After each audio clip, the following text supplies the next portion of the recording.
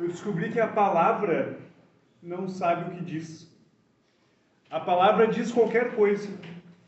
A verdade é que a palavra, nela mesma, em si própria, não diz nada. Quem diz é o acordo estabelecido entre as partes. Quando existe acordo, existe comunicação. E quando esse acordo se quebra, ninguém diz mais nada. Usando as mesmas palavras, usando a mesma comunicação. A palavra é uma roupa que a gente veste. Uns usam curtas, outras usam em excesso. Existem os que jogam palavras fora, existem quem usam em desalinho. Poucos sustentam palavras raras, alguns palavras caras. Tem quem nunca troca, tem quem usa dos outros. A maioria não sabe o que veste. Alguns sabem, mas fingem que não sabem. E tem quem nunca usa a roupa certa para aquela ocasião. Tem os que se ajeitam com bem poucas peças. Outros se enrolam num vocabulário de muitas. Tem gente que estraga tudo o que usa. E você? Quais palavras você se despe? Excelentíssimo senhor doutor Cristiano, presidente do Ministério Público, doutor Luciano, assessores, policiais, todos aqui presentes. Tenho visto por muitos os rituais de saudação longos, né, feitos muito mais por capricho do que trazendo realmente aquilo que a pessoa conhece e sente sobre aquela pessoa que está saudando. E o nosso trabalho, né, no dia de hoje, nos tribunais do júri, ele é para trazer o mais próximo da verdade possível. E se não for para nós trazermos verdade, é melhor não falar. Justamente porque as palavras, né, vestem as nossas pessoas. E este momento é um processo que a gente tem menos tempo de fala. E eu gostaria de tecer todas as palavras que vocês merecem e são dignos de receber. Porém, neste momento, o tempo, sim, é favorável à defesa do Igor. Então, fica aqui, deste defensor, os cumprimentos, a saudação a todos de uma maneira genérica, porque com certeza eu gastaria os meus 50 minutos conseguindo elogiar cada um pela qualidade e pela competência que se tem. E também eu oferto aquilo de mais raro que tenho de minha pessoa, que é a minha amizade. Então fico aqui a saudação a todos e a amizade deste defensor. Passo também a banca de defesa, qualificadíssima. Para Maiara, muitos processos, muitas conversas, muitas dúvidas a gente troca e se sana. Doutor Lucas, qual tive a grata satisfação de conhecer, já trabalhar em conjunto, sei da competência de ambos e estou tranquilo. Por mais que o peso de falar depois de vocês é grande, mas estou tranquilo que as defesas estão agindo na sua plenitude, como o tribunal assim determina. Então fica aqui a minha saudação e a possibilidade de que possamos, por muitos e muitos anos, atuar ladeados em outros processos. Assistência, saudação a todos, em especial a doutora Olga, a qual tenho o prazer de estar atuando nos júris da comarca de Casca, por convite seu. Então, fico aqui na minha admiração a todos de Casca e em homenagem de todos em sua pessoa.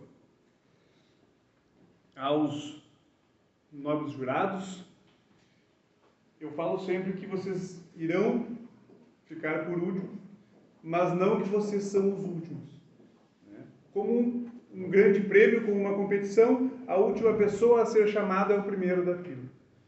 Então, já venho conversar com vocês. Porque antes, eu os cumprimento. Fabiano, Calai, Igor. Eu não os saúdo. Eu tenho, por mim, eu não consigo saudar alguém que está sendo acusado de um crime tão bárbaro, que é o crime de homicídio. Eu não consigo saudar pessoas que estão, como vocês, há 3 anos aguardando o julgamento de um caso complexo, mas com uma condição que ela é inimaginável. 3 anos presos no sistema penitenciário nosso, que é muito batalhado pela polícia penal, mas que no final ele é retirado. Ninguém investe, ninguém tem interesse nas pessoas que estão lá. Então eu não consigo saudá-los, mas eu os cumprimento.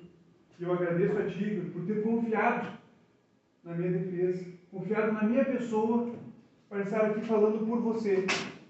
Porque o advogado, ele fala por... eu venho aqui falar por ele. Hoje eu sou a voz dele neste processo. Eu sou a pessoa que vai estar aqui para trazer todo o sentimento, tudo aquilo que ele trouxe para mim, e eu vou transmitir para vocês. E como eu disse, vocês hoje são as principais pessoas neste processo. Vocês hoje são os juízes da causa. São as pessoas representantes da sociedade que vão julgar este caso. Nós não estamos julgando, como foi bem dito pelos doutores, a pessoa deles, a vida deles. Nós estamos julgando este caso. E por isso que precisam ser pessoas de conduta ilibada, pessoas idôneas para estar neste momento. Ser os melhores representantes da sociedade para estar neste momento.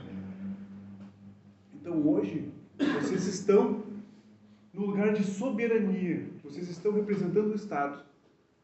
E é um cargo pesado, é uma situação grave. Nossa, eu estou representando o Estado, conforme o que eu decidir aqui, vai decidir o futuro dessas pessoas.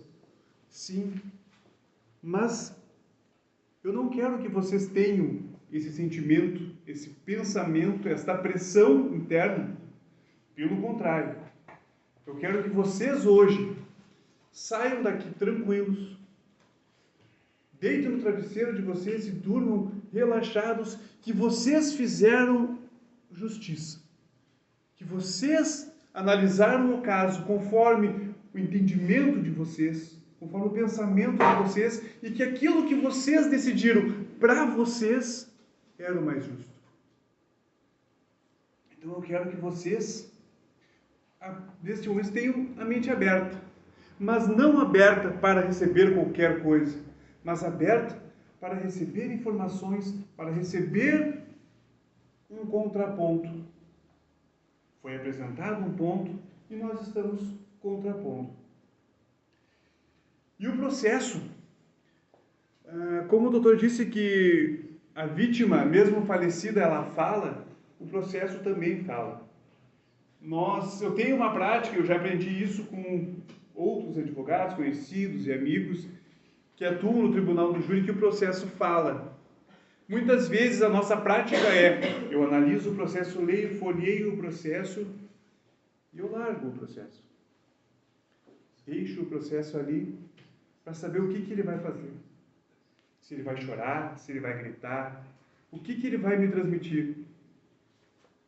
Por mais que eu ouvi a versão do Igor, por mais que ouvi a versão da Fabiana, ouvi a versão do Talai, nós temos a versão do processo. E o processo fala. Como o doutor também sentiu isso, como foi falado pelos colegas aqui, cada um de nós teve um sentimento, uma sensação por esse processo. Cada um de nós tem uma visão sobre ele. Porque sim, ele conversa conosco. E quando fui chamado para este processo, ele já estava nas vias para ser marcado o plenário. Eu não participei das investigações, não participei das audiências, não participei dos julgamentos, eu vim posterior. Então ele já estava posto. E do que estava posto, eu tinha que extrair aquele meu sentimento. E deste meu sentimento é que eu vou passar para vocês, para que no sentimento de vocês, aliado com tudo que foi passado hoje, vocês julguem. O tribunal do júri, ele só é utilizado para crimes dolosos contra a vida. Se fosse somente o furto, se fosse somente o porte ilegal de arma de fogo, quem decidiria isso é o juiz togado, o juiz concursado, e ele é o responsável por isso. Por que veio o tribunal do júri para o conselho de sentença? O maior bem jurídico que a gente tem é a vida. Então, se alguém tentar tirar a vida de outro, por ser o maior ponto, a maior gravidade do processo, quem tem que julgar, na visão dos doutrinadores, são os pares, a sociedade.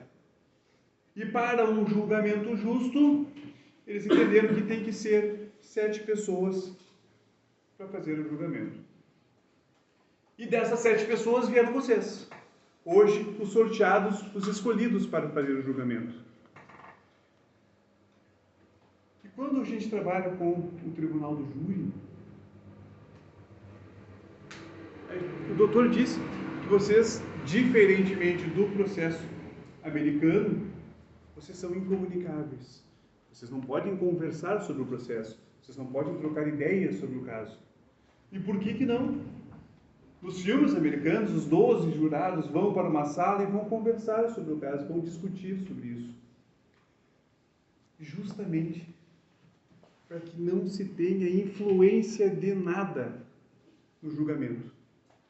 Para que o advogado não se sobressaia sobre o professor, para que o comerciante não se sobressaia sobre o autônomo, que a mulher não fique com medo ou retraída pela fala de um homem, pelo que o tímido não aceite a opinião dos demais sem falar a dele. É incomunicável, para justamente cada um de vocês julgar sobre a consciência de vocês.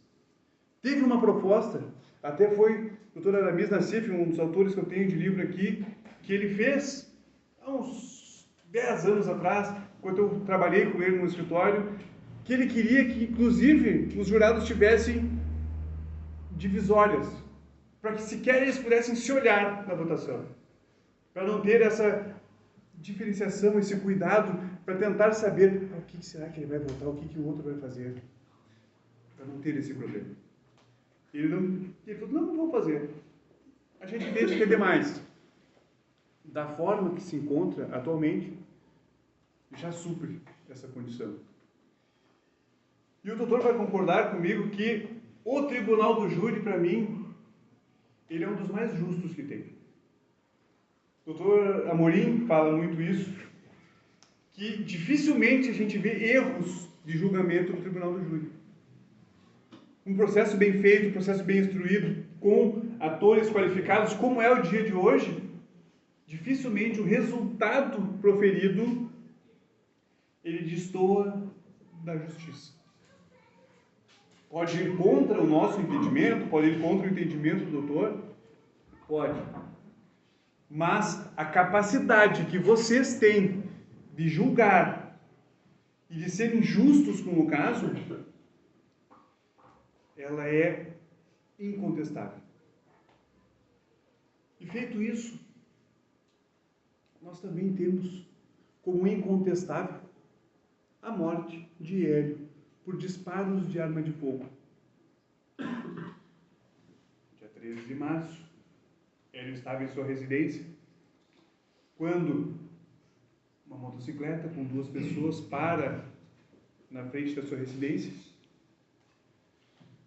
Um lugar de interior, que já tem históricos de roubos, de furtos, de insegurança, inclusive na própria casa, de uma pessoa que teve suas armas furtadas, que eram utilizadas para proteção pessoal e familiar,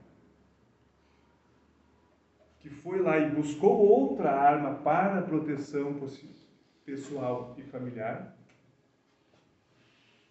que acha estranho esta conduta.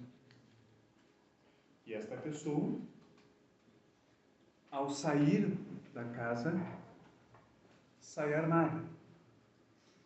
E ela não é uma arma simples como um revólver que você pode guardar num canto escondido. Você sai com ela aparente, demonstrando já. Olha aqui, se vocês vieram fazer qualquer coisa errada aqui, olha o que espera para vocês. Isso aqui é um aviso já.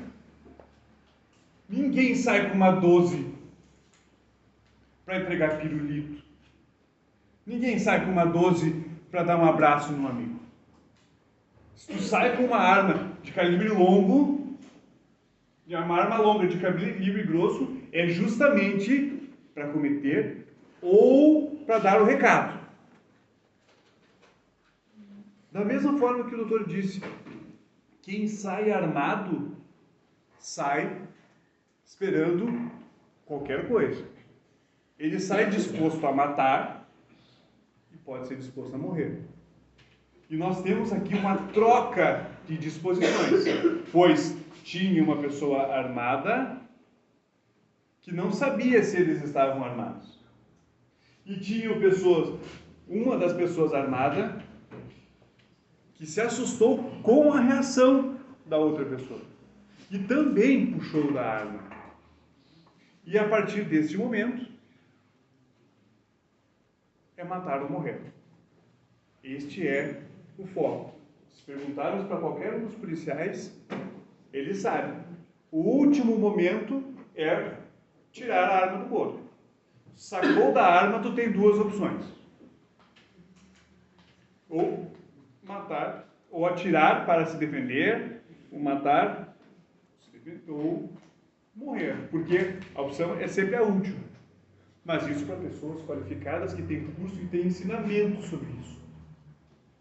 Não um jovem de 22 anos que pegou uma arma porque não sabia como é que estava a situação, levou para uma possível segurança, porque sim, mesmo uma pessoa que tenha porte, que tenha registro, que seja CAC, ela vai utilizar essa arma como último recurso. Então você leva uma arma como último recurso. Da mesma forma que o Hélio chegou lá e falou assim, tá aqui, estou mostrando para vocês que se alguém fizer alguma coisa errada aqui, a bala vai comigo. Então se vocês querem gasolina, eu vou oferecer gasolina para vocês. Mas se vocês quiserem mais alguma coisa, eu vou atirar.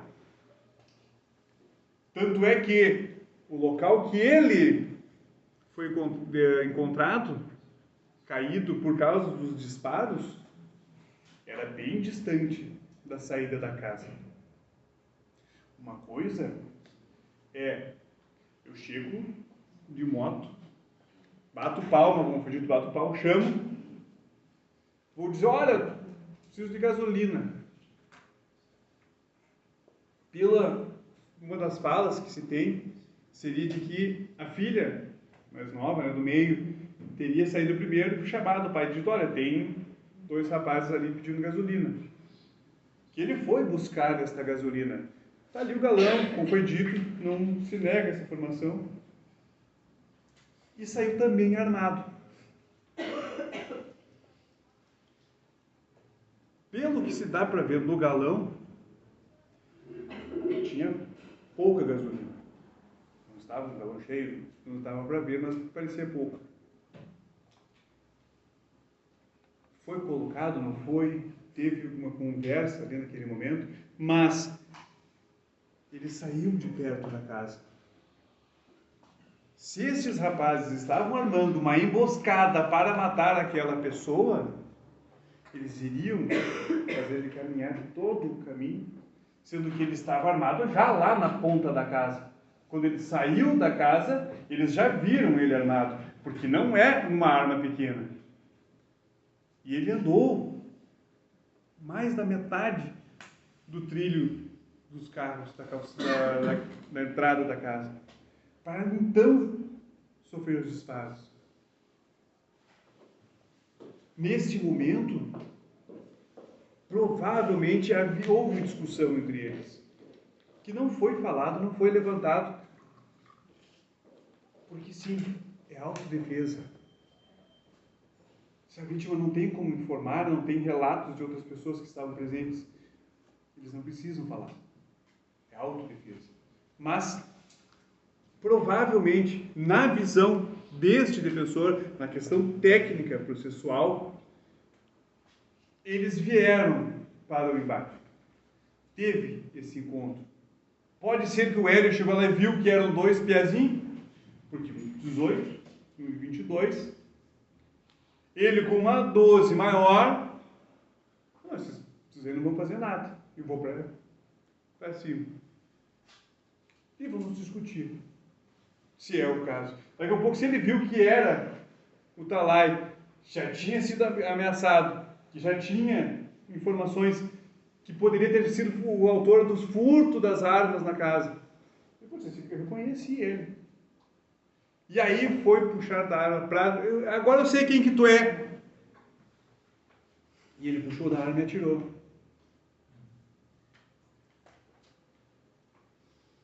Nós nunca vamos saber o que aconteceu lá naquele local. Só conseguiríamos ter a certeza de como foi a ação naquele momento se tivesse filmagens. Sem filmagens, nós não vamos conseguir jamais trazer a verdade real aos fatos. Nós vamos tentar chegar o mais próximo dessa realidade. E o que eu penso sobre isso? Em relação ao Igor, que era um rapaz, atualmente com 18 anos, e doutor, eu gostaria de considerar esses 18 anos, para a questão da dosimetria da pena, pela reação, né, no caso da menoridade de 21, na data dos fatos. E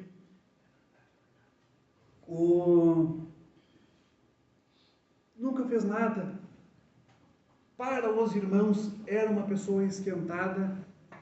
Ele era. Na visão dele, não. Porque na minha visão, eu sou um cara nervoso. Mas se perguntar para a doutora Mayara qual é que é a visão dela sobre mim, vai ser diferente. Mas se me perguntarem se eu sou ansioso, se eu sou nervoso, se eu sou preocupado, eu vou dizer que sim. Mas no transparecer, não.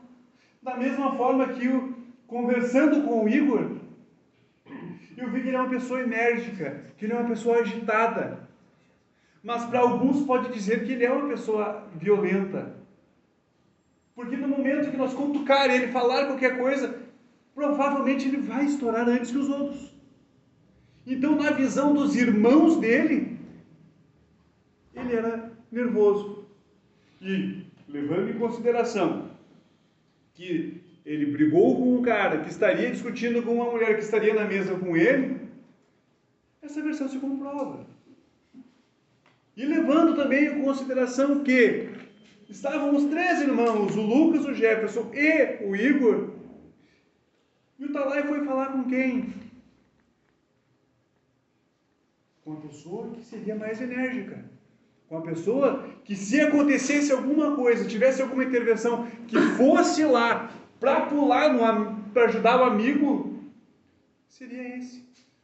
Porque ele já viu que ele faz isso para outras pessoas. Então ele com certeza vai fazer para os amigos. Aquele júri que fez faz 2 anos já, né? 3. Quase 3 agora, outubro, 3, né?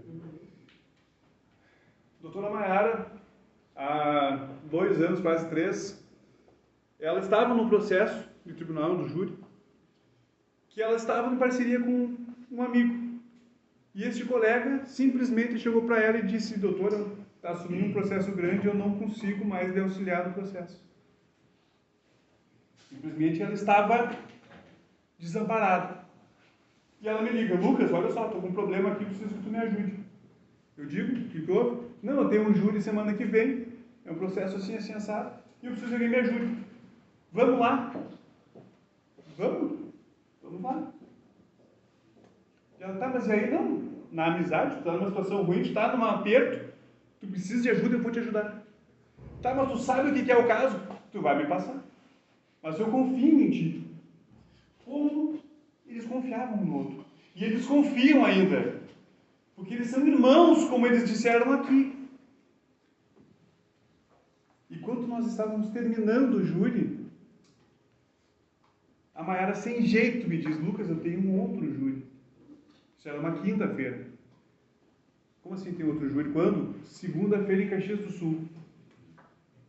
Nós estávamos terminando o júri na quinta-feira, à noite, em Passo Fundo, e ela tinha um outro.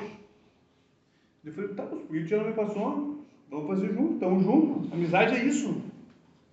Tu tá na dificuldade, tu vai precisar, e o teu amigo vai estar do teu lado. Eu venho com eles para nós ver o custo das despesas da viagem. Eu vou lá contigo, vou fazer o júri contigo, vamos fazer. E nós assumimos o caso. Estamos no processo até hoje. Porque a amizade é isso. Se uma pessoa, com certeza, se o doutor Lucas chegasse para mim e dissesse: Lucas, eu estou desconfiando que a minha mulher está apanhando, ela está sofrendo agressões verbais, uma pressão no trabalho, ela está tendo problemas. E eu, cara, não consigo resolver, não sei como resolver. Tia, vamos conversar, vamos ajudar, vamos resolver isso aqui em conjunto. Porque a amizade é isso. Vamos resolver. Não, beleza, se eu precisar eu te chamo. Na outra semana, cara, ela continua reclamando, continua ruim.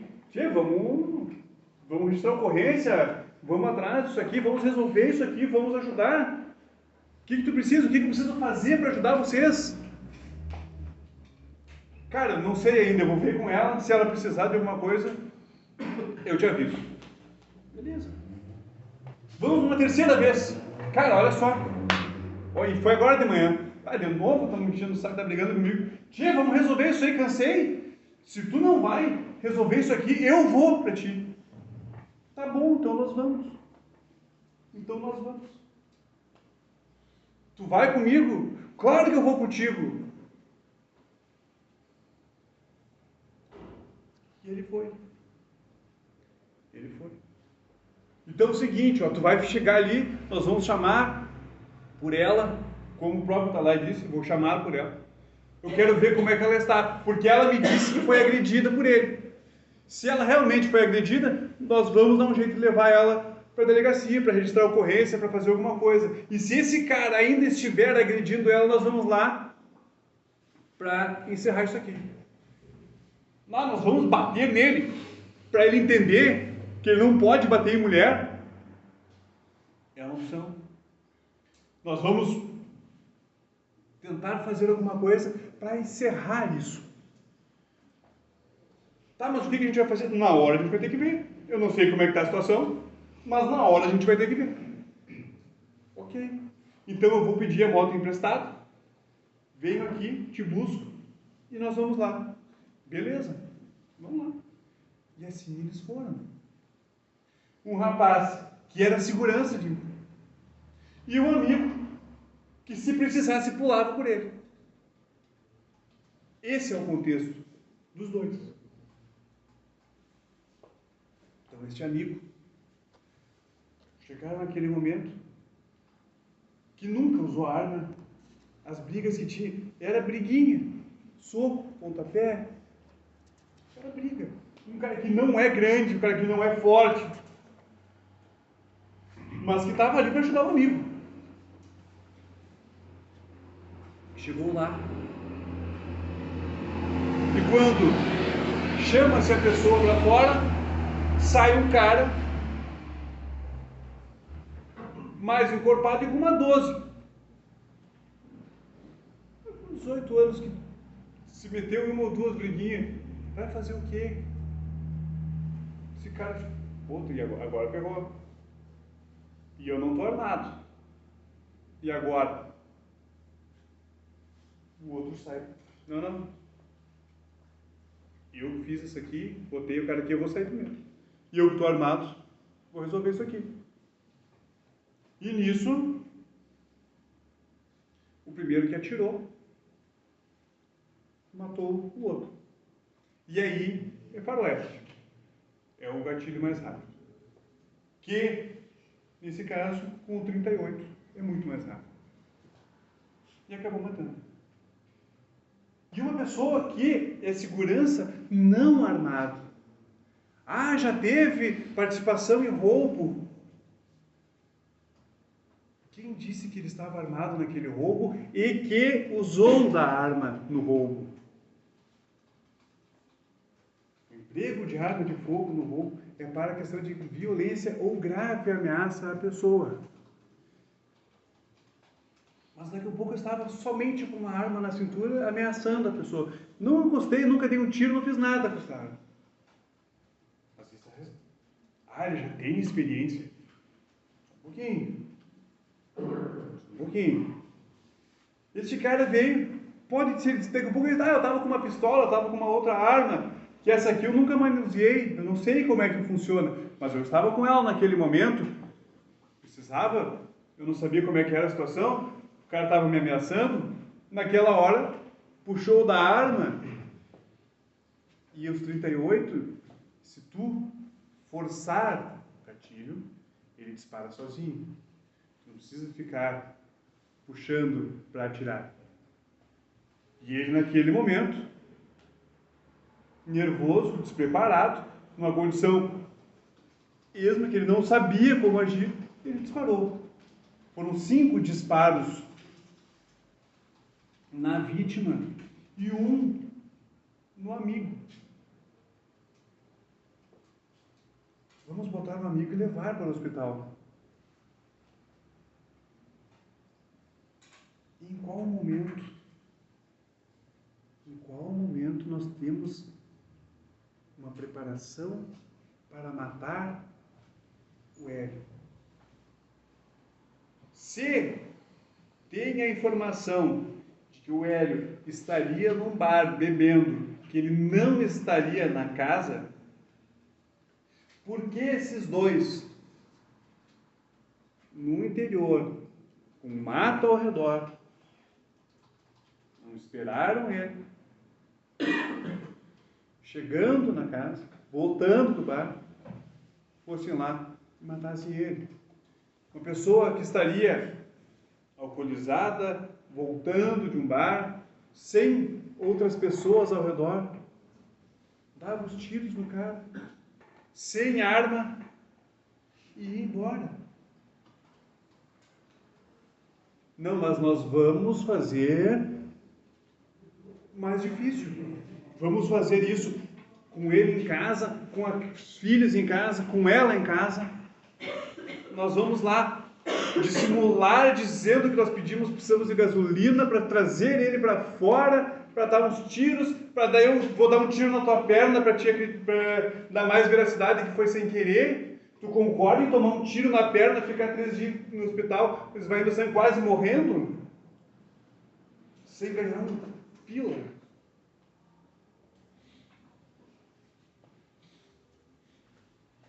Não é plausível, gente. Mas isso tudo foi a mando da Fabiana, que estava na casa olhando pela janela. Só faltou ter uma pipoca e um guaraná, porque ela estava assistindo de camarote. E ainda ela ia deixar a filha ir junto.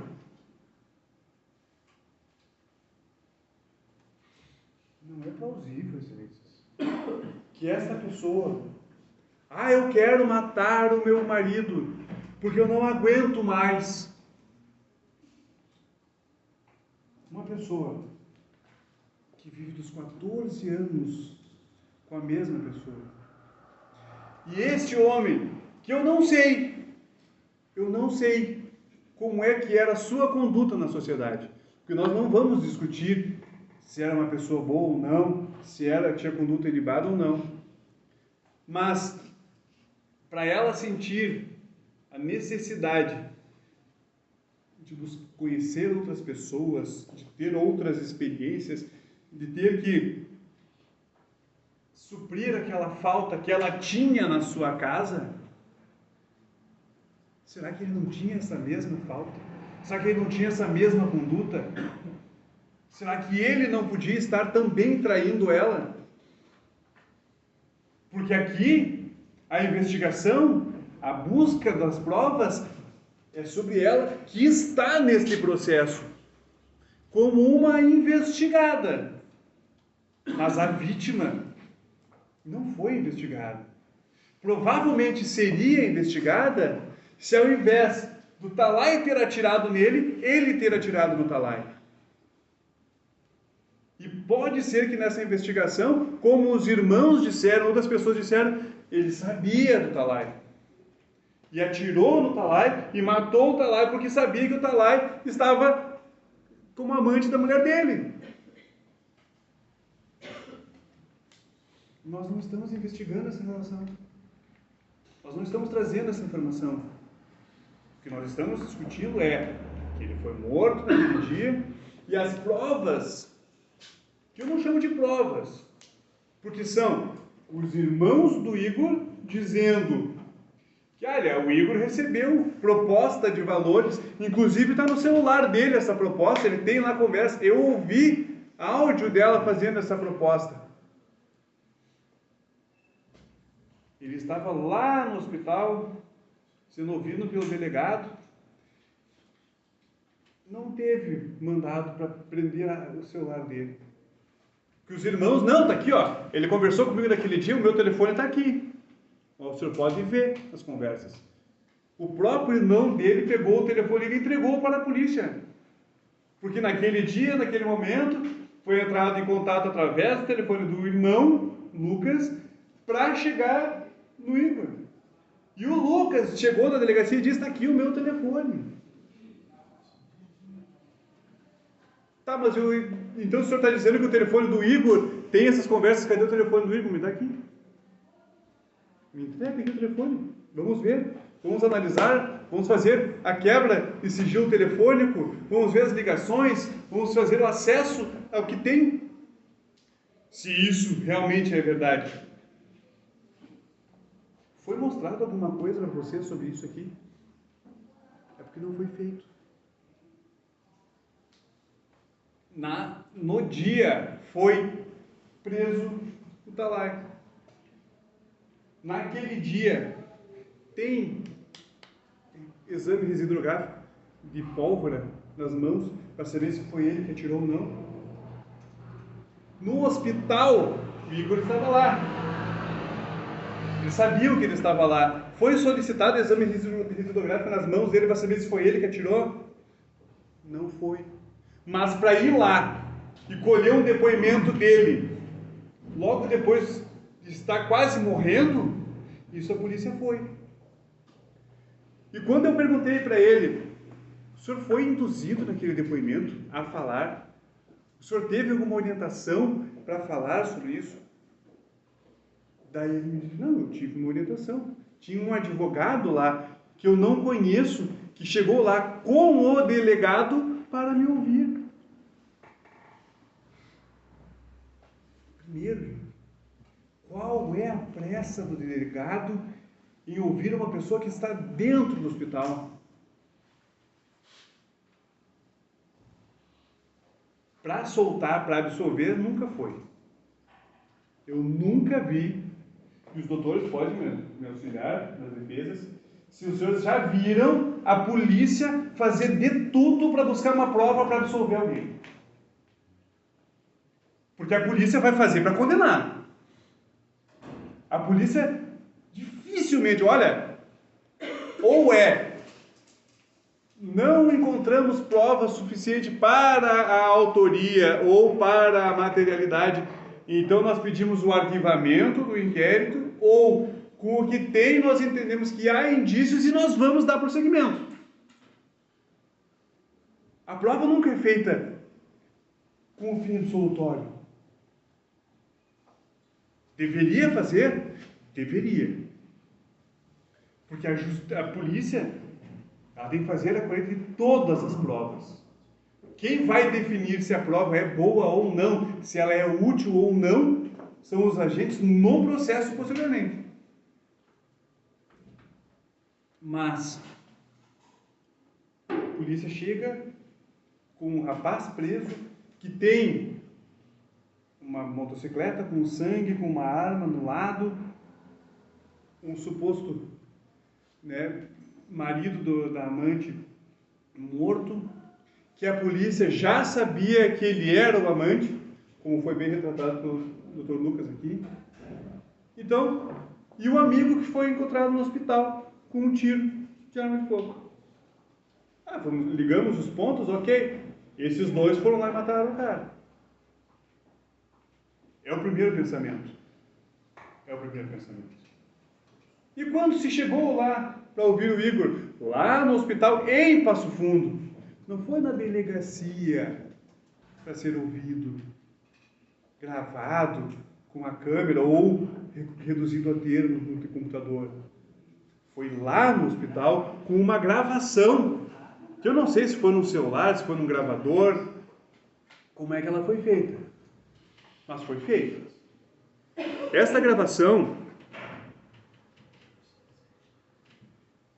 tem uma questão que eu gostaria de ouvir com vocês. Quando eu perguntei para ele se ele foi orientado, você vai passar, se não é muito baixo. Instituído como advogado, o doutor Valmor Tronco, Isso aqui é a fala inscrito da OAB do Rio Grande do Sul, delegado, 32.118. Eu, Valmor Tronco, advogado, estou presente neste ato. Você está informando que estava no hospital. Igor.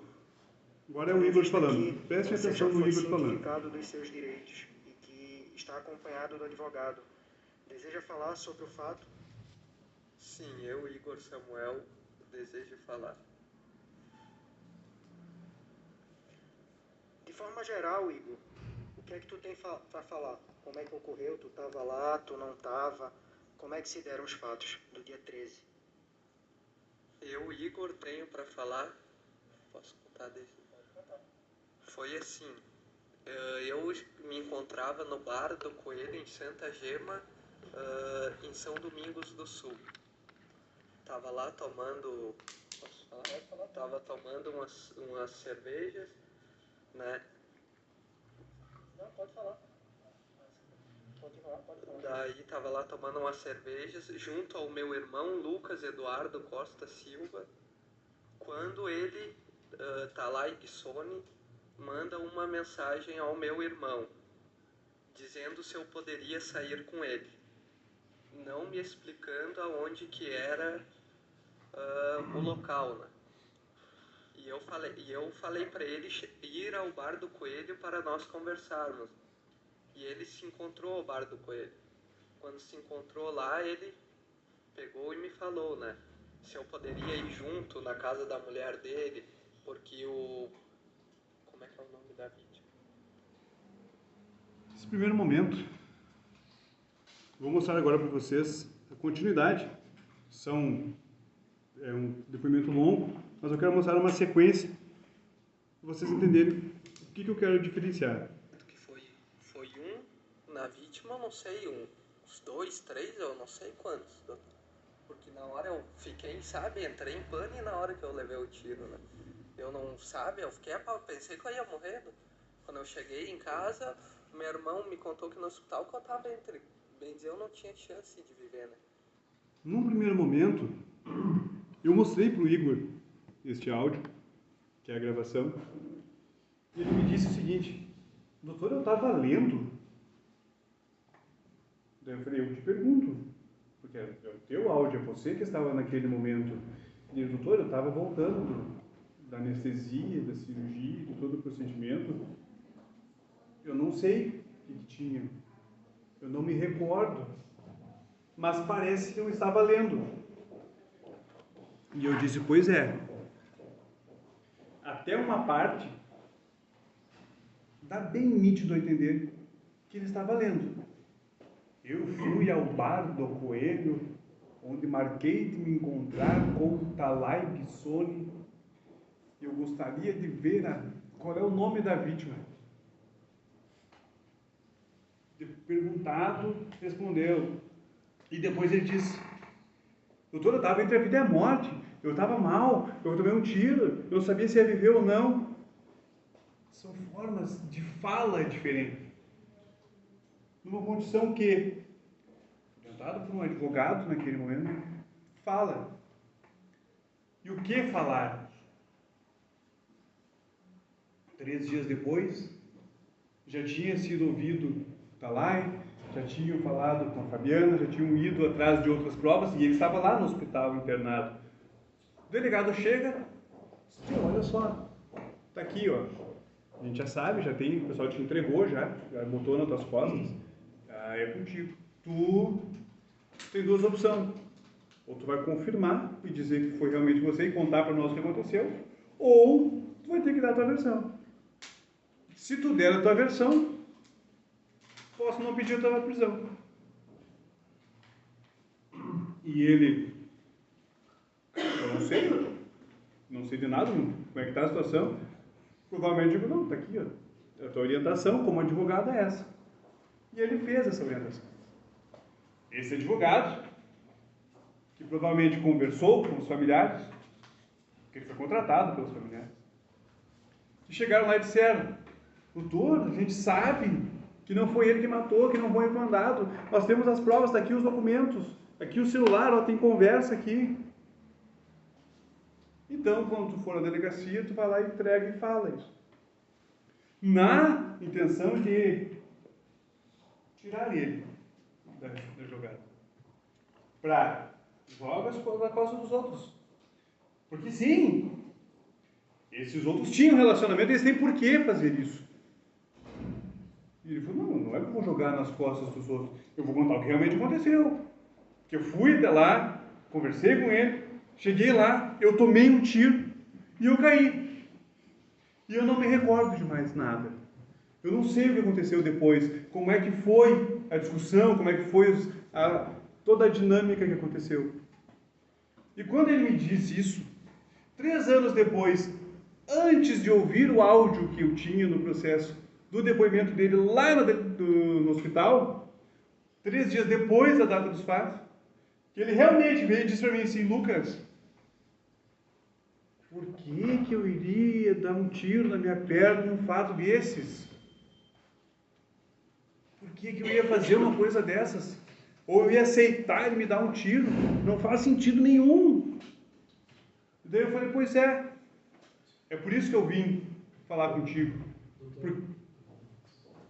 Eu não tenho essa informação. Não tenho esses elementos. E como a gente não tem esses elementos,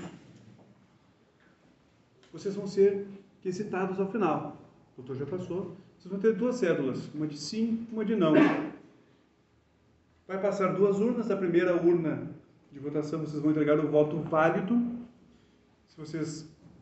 Primeiro quesito é a materialidade. Na data, no dia 13 de março, Hélio Coelho foi morto com os disparos de arma de fogo. Conforme descrito a denúncia, sim. Todo mundo vai lá, primeiro, sim. O segundo, voto de descarte. Segunda questão, o Igor concorreu para a prática do crime. Ele foi até lá. Ele levou Talai até lá. Vocês podem dizer que ele concorreu. Não tem problema nenhum. O jurado absolve o acusado. Neste momento a gente entende que sim. Porque ele não atirou, ele não tinha motivação, ele não tinha nada. Ele só foi auxiliar um amigo. Mas se vocês entenderem que não, ele tem que ser condenado pela participação, por instigar ou até levar o cara junto, que vocês reconheçam para ele participação dolosamente distinta. Ele não tinha a intenção de matar, em nenhum momento. E que se reconheça. Tire a qualificadora da dissimulação e deixe, então, um homicídio simples ou com um crime conexo, que é a dissimulação, que é o que realmente ele tinha vontade e intenção neste caso. Devolvo a palavra, Teresa.